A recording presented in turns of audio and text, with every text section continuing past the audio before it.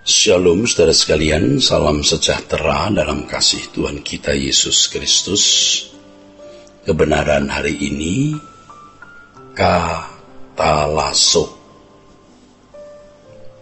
Pada umumnya orang takut menghadapi kematian, tetapi mereka tidak sungguh-sungguh digentarkan oleh kematian tersebut, sehingga mereka tidak melakukan upaya untuk mempersiapkan diri menghadapi pengadilan Tuhan. Saudaraku sekalian, realitas kematian yang bisa menjemput orang setiap waktu menjadi realitas yang mestinya sangat menggetarkan jiwa saudara. Kalau seseorang sudah tidak pernah tergetarkan oleh realitas ini, maka ia tidak pernah takut akan Allah secara patut. Kenyataannya banyak orang lebih digentarkan oleh banyak perkara di dalam dunia ini, seperti kemiskinan, kegagalan karir, khawatir kurang terhormat, dan lain sebagainya. Sikap hati seperti ini, saudaraku, membuat seseorang tidak mengasihi sesama dengan benar.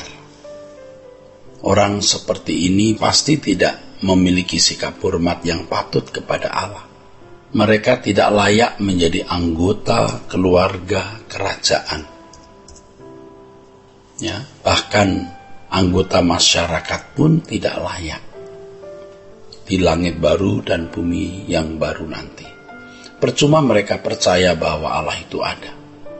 Kepercayaan terhadap Allah tidak ada artinya. Allah pun juga tidak menyukai dipercayai oleh orang-orang seperti itu, saudara.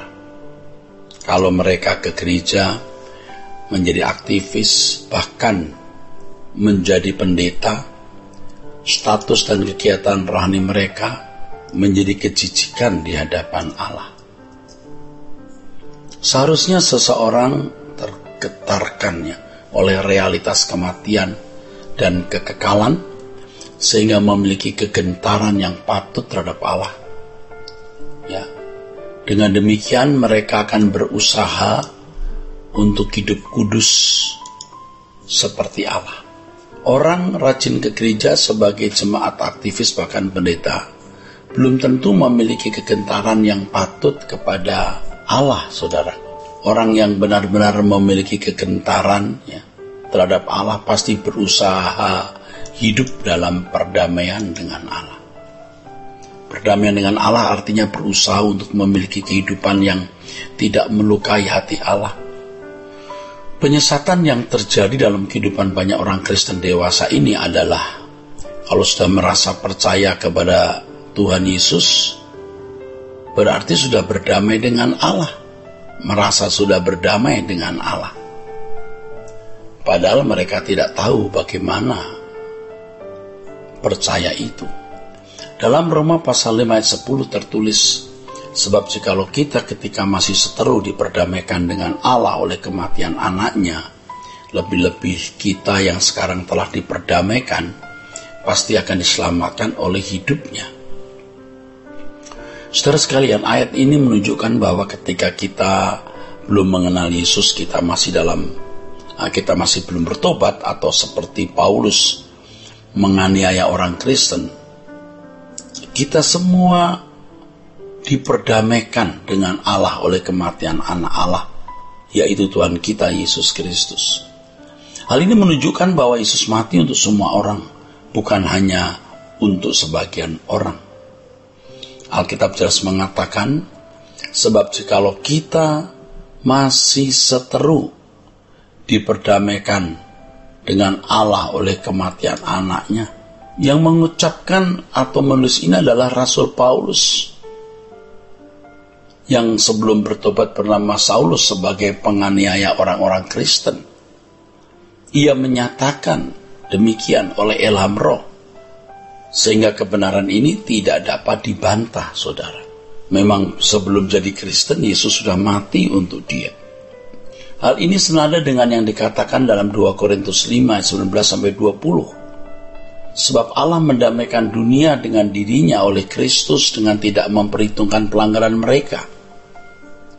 Ia telah mempercayakan berita pendamaian itu kepada kami.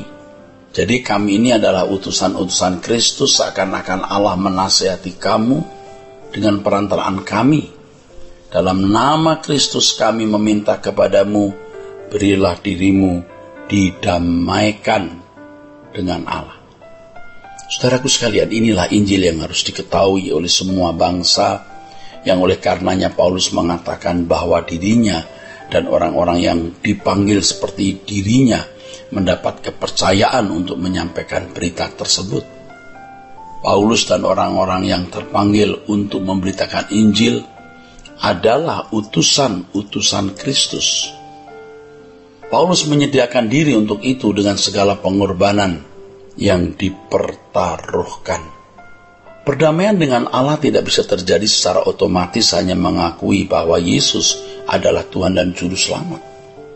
Harus ada usaha setiap orang untuk berdamai dengan Allah, yang oleh karenanya selanjutnya Paulus mengatakan kepada orang percaya, supaya orang percaya memberi diri diperdamaikan, saudara. Kalimat tegas dan jelas, berilah dirimu diperdamaikan.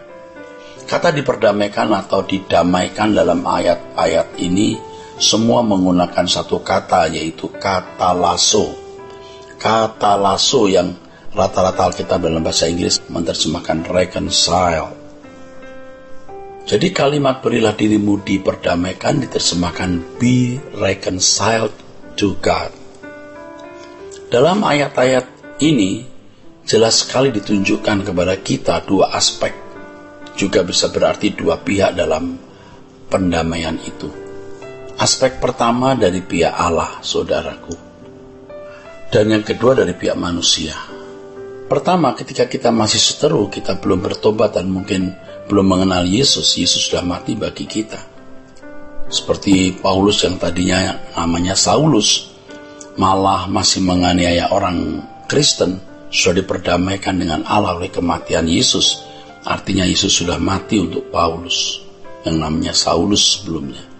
Aspek kedua dari pihak kita, ketika firman Tuhan mengatakan berilah dirimu didamaikan dengan Allah, itu maksudnya harus ada usaha dari kita untuk bisa berkeadaan hidup dalam perdamaian dengan Allah. Dari 2 Korintus pasal 5:19 dinyatakan bahwa ada tanggung jawab dari pihak kita untuk memberi diri didamaikan dengan Allah. Kenyataan yang kita saksikan dalam kehidupan banyak orang Kristen, mereka tidak mengerti adanya tanggung jawab ini. Banyak orang Kristen merasa sudah diperdamaikan dengan Allah, sehingga tidak ada usaha yang sungguh-sungguh di dalam mengisi hidup kekristenannya untuk melakukan perdamaian dengan Allah. Ya, padahal saudara, keadaan mereka belum berdamai dengan Allah sesuai dengan maksud keselamatan itu diberikan. Nah, banyak orang belum berdamai dengan Allah secara ideal karena tidak mengusahakan perubahan di dalam dirinya. Kiranya kebenaran hari ini memberkati kita sekalian.